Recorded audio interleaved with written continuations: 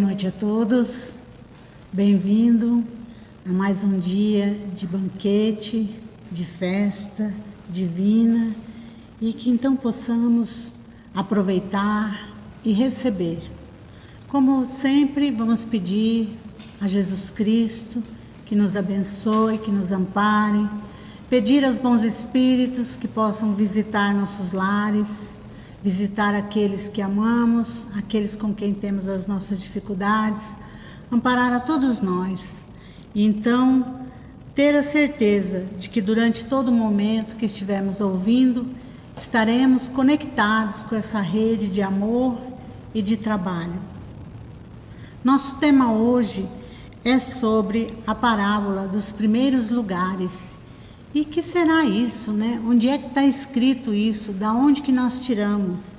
Isso está em Lucas, no capítulo 14, versículo 1, e também no capítulo 14, de 7 a 11. E Allan Kardec vai comentar no Evangelho segundo o Espiritismo, no capítulo 7, item 5. E aí então a parábola é mais ou menos assim, como está na nossa tradução. Jesus entrou em dia de sábado na casa de um dos principais fariseus para ir fazer a sua refeição. Os que lá estavam o observaram. Então, notando que os convidados escolhiam os primeiros lugares, propôs-lhe uma parábola dizendo: quando fordes convidados para bodas, não tomeis o primeiro lugar, para que não suceda que, havendo entre os convidados uma pessoa mais considerada do que vós, aquele que vos haja convidado venha dizer-vos: dai o vosso lugar a este, e vos vejais constrangidos a ocupar, cheios de vergonha, o último lugar. Quando fordes convidados, ide colocar-vos no último lugar, a fim de que quando aquele que vos convidou chegar, vos diga: meu amigo, venha mais para cima. Isso então será para vós um motivo de glória diante de todos os que estiverem convosco à mesa, porquanto todo aquele que se eleva será rebaixado, e todo aquele que se abaixa será elevado.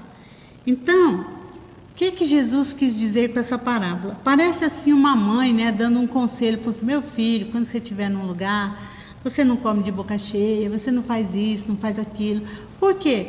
Porque ele está fazendo uma análise de um cotidiano, né? Um cotidiano, ir a uma refeição, participar o social. Então, ele está falando. Por isso que a parábola, ela é muito mais do que uma história, ela é um ensinamento, ela é uma instrução, né? Ela nunca se perde, ela sempre será dessa maneira. O que vai mudar é a nossa maneira de ver o que está escrito. E aí então Jesus, em dia de sábado era o dia, né, que Jesus caminhava e ia às sinagogas, fazia mesmo os ensinamentos. E ele foi nesse dia na casa de dos principais fariseus. Então ele não foi na casa de uma pessoa, como a gente diz na sociedade, simples, né? Simples no sentido, se posicionando na sociedade. Era alguém que tinha um status, uma reputação. E aí então, por isso que Jesus pega esse ensinamento do primeiro lugar. Porque até hoje, né, quando nós vamos a um congresso, quando nós vamos a um lugar, os primeiros lugares são reservados para as autoridades, aqueles que têm a ver com o processo. No caso aqui dos judeus, né, o que acontecia? Ficava em destaque quem ficasse próximo do dono da festa, ou do dono da refeição, ou do dono da casa. Então é uma posição social. E se fosse hoje, nós diríamos que teria quem ficasse ao lado do dono da festa, teria muitos likes, né? Porque daria uma projeção social muito grande. Então, ele fala de uma questão social. Jesus está passando. O que será que Jesus está querendo falar com essa passagem? E aí, então, ele começou a observar, porque Jesus partia de um fato para um ensinamento. O que ele observou? que os convidados todos queriam sentar nos primeiros lugares, para serem vistos, talvez para se projetarem, talvez para dizer assim, olha, né, eu sou amigo do dono, né, eu fui convidado, você não foi. Sabe-se lá o que passava, né, na mente desses convidados nesta parábola. E aí então, Jesus diz, olha, quando você for convidado, não tomeis o primeiro lugar. Mas por quê?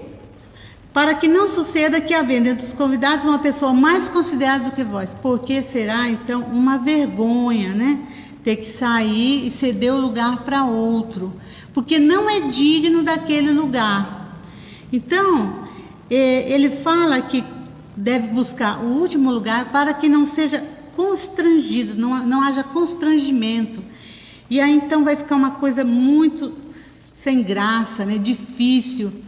E aí então o que acontece? Ele diz que é melhor que o amigo diz, ei, você que está aí no fundo, né, vem para cá, mostrando talvez um carinho com a pessoa, do que o contrário. Então, Jesus não está só ensinando uma regra social deles ou uma questão moral, mas sim há todo um entendimento de como Deus nos vê no banquete espiritual. E aí ele diz assim, portanto, todo aquele que se eleva será abaixado, e todo aquele que se abaixa será elevado. E o que será que Jesus quis dizer com isso? Então, o banquete para os fariseus era algo espiritual, tudo dele tinha a ver com festa. A festa era um momento da confraternização, de compartilhar. Igual é para nós uma palestra no centro espírita. É um banquete espiritual, onde nós vamos nos alimentar dos bons fluidos, da presença dos bons espíritos. E eles sabiam disso também. Então Jesus aqui está falando do banquete espiritual, mas numa metáfora de um banquete, como se fosse uma questão social em que eles estavam vivendo. E aí então, o que acontece? Essa visibilidade dos homens, do status, é que Jesus está querendo dizer, né, que é melhor nós prestarmos atenção nas intenções. Quais são as intenções que aqueles convidados estavam buscando os primeiros lugares? Porque os primeiros lugares na vida, na terra, geralmente nos custam muito caro, é um preço alto e nem sempre damos conta dessa situação. E ser próximo do dono, né, era um sinal de intimidade, ou seja, alguém que fazia parte das relações sociais. No caso, o dono aqui do nosso banquete é Deus, porque tudo vem de Deus. E o nosso Cristo é que nos auxilia aí, né, nessa integração com a rede divina. Então, todos nós somos filhos de Deus. Todos nós temos direito ao banquete. Todos nós estamos ali na mesma condição. Talvez haja uma grande diferença entre nós e muitos ficam lá na última fila. Outros vêm para a frente. Mas por quê? Porque servem mais a Deus, são mais dedicados ao amor e à fraternidade. Nos livros de André Luiz, nós vamos ver em vários momentos os espíritos fazendo prece e os ministros, um espírito ou governador fazendo a prece e os ministros fazendo uma rede, se apresentando, né, os 12 ministérios. Então, o que significa? Por que eles estão ali em destaque? Por conta da responsabilidade, por conta do trabalho, porque conseguem entender a lei divina muito melhor do que nós, encarnados e os desencarnados que estão fazendo prece na hora da oração. Então, nós vamos ver sim espíritos em destaque, mas sempre com maior responsabilidade. Então, é isso que Jesus está querendo dizer. Quando você escolhe o primeiro lugar, precisa ver se você é digno desse lugar, porque esse lugar tem uma responsabilidade, um conhecimento, um trabalho, né, uma ficha aí que possa permitir isso. Então, no Evangelho segundo o Espiritismo, vai dizer o seguinte, que quando os espíritos, quando nós estudamos essa parábola, O ensinamento é nenhuma pretensão de superioridade. Nós, na Terra, nós temos os destaques sociais, os cargos, os encargos, é diferente dos cargos, mas os cargos têm os encargos, e muitas vezes os cargos para nós ainda são, né, de autoridades, que nem sempre condiz com a moral, porque o conhecimento, a intelectualidade. Mas o que quer dizer? Que nós, muitas vezes, né, não achamos infalíveis. Então ele está dizendo que nós não temos controle de nada. Quem tem controle de tudo é Deus, nosso Pai. Ele é que sabe, o dono da casa é que sabe, conhece os seus convidados, porque ninguém convida um desconhecido, né? Convida um conhecido, um amigo. Então ele é que conhece o convidado, ele é que sabe aonde que o convidado deve ficar. Quando a gente vai a um casamento, agora, né, não tem assim, separado a família do noivo, a família da noiva. Então, os convidados têm seus lugares para ficar. Então, os convidados são alguém que faz parte ali daquele relacionamento e é conhecido.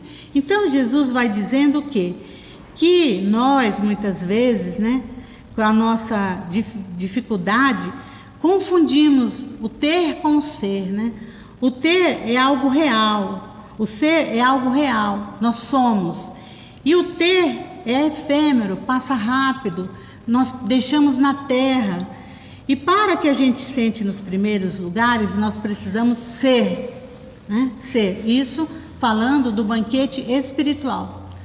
Do banquete material, nem sempre é assim, porque nós não temos condições de julgar. Então, seja vosso servidor aquele que quiser tornar-se o maior, e nesta outra, que fala que aquele que humilhar será exalçado, e aquele que se elevar será rebaixado. O que quer dizer isso? Então, humilhar, né? Então, nós confundimos humilhar com humildade. Seria humildar-se. Humildar-se é tomar da atitude de humildade. Humilhar-se, qualquer um pode se humilhar. E às vezes com intenções nem tão divinas, nem tão boas. Então o que ele diz? Na colônia do nosso lar, o governador, ele é o governador. É uma posição de destaque? É um cargo? Mas o encargo dele, né, nós estamos longe de imaginar. Quando a gente vai ler o nosso lar, a gente vê que ele não descansa. Quando alguém tira a folga, ele cumpre o horário do que estava trabalhando. Então, é uma devoção completa e é um amor que nós ainda não conseguimos entender. Então, isso é a humildade. E esse termo humilhar-se, nós ainda não conseguimos colocar muito bem ajustado na nossa vida, né? Porque a humildade é algo que ainda nós desconhecemos, temos assim um embrião ainda germinando. João Batista, por exemplo, João Batista, quando ele vê Jesus e sabe que chega a hora, ele diz: é necessário que eu diminua e ele cresça. Ele foi humildade, ele sabia o lugar dele, ele não quis ficar tirando foto com Jesus, né, para aparecer que era íntimo do Cristo, do Messias. E tem mais, ele foi nem mais nem menos, ele foi João, o profeta. E quando chegou a hora dele, o que ele fez? Pediu para que os que o acompanhavam, os seus discípulos, seguissem Jesus, que a partir de agora era então com o Cristo, com o Messias. Então isso é humildar-se, né? João Batista faz uma atitude de humildade e se coloca no lugar, nem no primeiro lugar, nem no último, no lugar dele, na hora exata. Então o Espiritismo mostra, na posição de grandes no mundo dos espíritos, e que eram pequenos na terra. No Evangelho tem a rainha da França. O que acontece com a rainha de França? Quando ela desencarna, ela é atendida por um dos seus servos, que cuidava das coisas materiais da vida dela. Então o Evangelho vai dizer que muita gente, muitos pequenos, muitas vezes na terra, eram os maiores e os mais poderosos. Então os heróis, né, os conquistadores, que tinham a sua situação no mundo espiritual, bastante difíceis e bastante complicadas. Nós nem precisamos citar exemplos para a gente ver a história de quantos que foram vencedores, estão aí nas páginas da história como grandes, né? Grandes revolucionários, mas que tiveram suas dificuldades, porque a humildade passava longe. Então nós temos que entender também que existem as reencarnações sucessivas, né? Muitos de nós somos ricos agora, somos belos agora, temos um corpo atlético, bom, né? Saudável, ou então temos cargos, temos poderes, temos inteligência, mas que talvez em existências futuras possamos ter condições menos favoráveis. Então é isso que nós vamos entender ao longo das existências, porque nós precisamos fazer vários aprendizados, aprendizado com pouco, com muito, com falta, né? E aí então disso tudo é que nós vamos extraindo e extraindo a nossa essência. Vamos buscando a nossa essência e trazendo em nós as virtudes e abandonando os vícios. Então, quando nós falamos que o falso posicionamento, né? Porque hoje em dia existe uma estampa, existe as mídias. Muitas vezes nós não sabemos como as pessoas estão, mas nas fotos e como elas se expõem, está tudo bem. Mas então, o que a gente busca na mídia? Porque a mídia ela está a nosso favor, né? Então, seria o conhecimento, seria a oportunidade de aprender, né? Então, nós ainda estamos trabalhando com a rede social. E as relações sociais sempre foi algo muito difícil, porque os nossos interesses materiais ainda estão acima dos nossos interesses morais, né? E o falso posicionamento causa abismos de insânia. Essa fala é de Emmanuel. E a difamação, inteligências erguendo para si sofrimentos.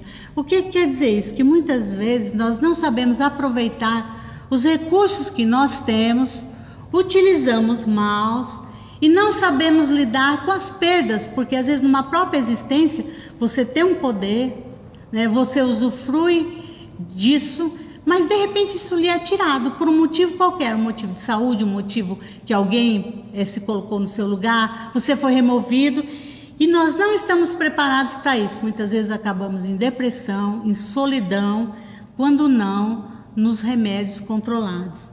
E isso não se dá só na sociedade, nos cargos profissionais, se dá também nos movimentos religiosos, né? Nós espíritas, palestrantes, dirigentes, presidentes, né? Presidentes de federativas, muitas vezes quando saem dos seus cargos e dos seus encargos, abandonam tudo, né? Como se nunca tivesse sido um trabalhador. Então, viver com os primeiros lugares não é para quem quer, é para quem sabe, né? Para quem consegue fazer disso uma condição simples. E nós vemos também muitas vezes pastores, padres, né? Que fazem sucesso, que têm seus seguidores, e isso tudo vai passando, porque o que de fato fica é o aprendizado que nós temos com tudo isso. Outra coisa que o Emmanuel fala é dos nossos privilégios, né, no Pão Nosso. O privilégio é uma coisa que mexe com a gente, porque se você tem dinheiro, se você tem poder, se você tem um cargo, aí você chega num lugar que está todo mundo lá simplesinho na fila, então você tem privilégios de passar à frente dessa fila? Como é que fica isso, né? Então, os privilégios são algo que são coisas que nós não sabemos vivenciar no nosso cotidiano. E às vezes você fica até sem jeito, você está lá, não, vem aqui, deixa eu te ajudar, então você fica sem saber se vai, se não vai, há um conflito. Então, os privilégios, as boas maneiras não devem ofuscar o próximo, quer dizer assim, se alguém vê que todo mundo está ali esperando a sua vez e você passa na frente, porque os privilégios ainda são dos que têm mais poder financeiro e de mais poder de influência, né? E isso nós estamos falando em todas as categorias, não estamos falando só dos religiosos ou coisa assim. A presunção e a arrogância. Então, muitas vezes quando nós vamos em algumas atividades, as primeiras cadeiras são para os idosos, são para os fundadores do centro, que a maioria também já está idoso, né? Mas sempre tem um presunçoso, um arrogante que acha que não, né? Por que está reservada aquela primeira fila ou não? Se é ou se não é, também não é problema nosso, é da organização. Mas obedecer, né, as regras que se tem. Então a arrogância ainda toma conta de nós e nos faz buscar nos banquetes os primeiros lugares. Então, qual é o contrário da arrogância, né? Seria a simplicidade, a humildade. Igual muitas vezes, diante dessa doença agora, nós queremos vagas, porque nós temos um plano, porque isso, mas não tem vaga, né? E não tem vaga para ninguém. E aí fazemos as nossas dificuldades ali. Ou então, em outras situações que a gente se vê, se acha diferenciado no atendimento, por alguma exclusividade que só existe na nossa mente, porque a nível social temos todos o mesmo direito. Então, essas coisas que Jesus está querendo dizer. E aí então nós vamos ter que desconstruir.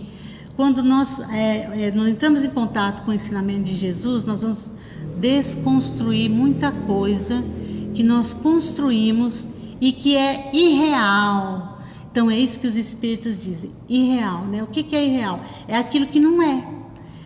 E então, na obra de André Luiz, tem uma mulher que chega no mundo espiritual e ela foi retirada dos umbrais e ela já chega brigando na colônia, dizendo como que deixaram ela sofrendo tanto tempo lá no umbral, ela que pagou tudo direitinho lá, o dinheiro que ela tinha que pagar para a igreja, né, assistia quem podia, e como que deixaram ela lá sofrendo, cadê os direitos dela, né? Onde é que estava? Então isso aí é a nossa ignorância, a nossa arrogância, que achamos que Deus está à nossa disposição para os nossos caprichos.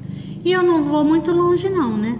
A nossa arrogância e a nossa presunção não nos permite ter Covid.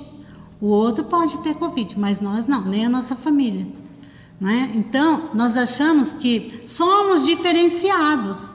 Mas como é isso diferenciado? Não existe. Estamos todos dentro de uma lei. E a lei divina vai buscar o devedor aonde ele estiver, né? E se ele não estiver dentro da própria lei, ele não será atingido. Mas há uma lei justa que nos assiste. E é claro, a misericórdia. Então, lembrando Sócrates, né? Sócrates era um gênio. E ele nunca foi além da sua simplicidade. Porque nesse capítulo, os espíritos vão falar sobre os homens, o homem inteligente no mundo. Para que serve, né? O que vem fazer com essa inteligência? Então, a inteligência no mundo, nesse mundo, os espíritos dizem, porque se for comparar com os mundos evoluídos, o homem mais inteligente da Terra é muito ignorante. Então, ele faz uma comparação. Inteligente como? Tá vendo quem, né? Para mais e para menos. Então, não tem que ter presunção, porque nós não sabemos nada, cada vez que aprendemos mais. E Sócrates dizia isso, né? Só sei que nada sei.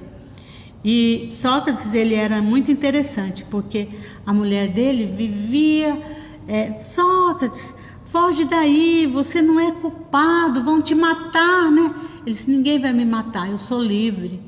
Mas Sócrates, você vai morrer, você não é culpado. E ele dizia assim para ela, e você queria que eu fosse, né? Que eu fosse culpado? Então, a gente tem que aprender esses exemplos, né?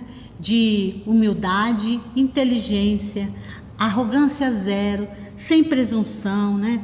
Sem privilégios, porque os discípulos de Sócrates até combinaram de deixar solto, né? Para ele fugir, mas ele não quis. Então, ele sabia de tudo que era possível, mas ele não utilizou de nada. morreu, né, injustamente, e a Grécia pagou caríssimo a morte, né, a sentença desse gênio, desse homem que reencarnou a serviço de Jesus para fazer com que nós tivéssemos mais luz.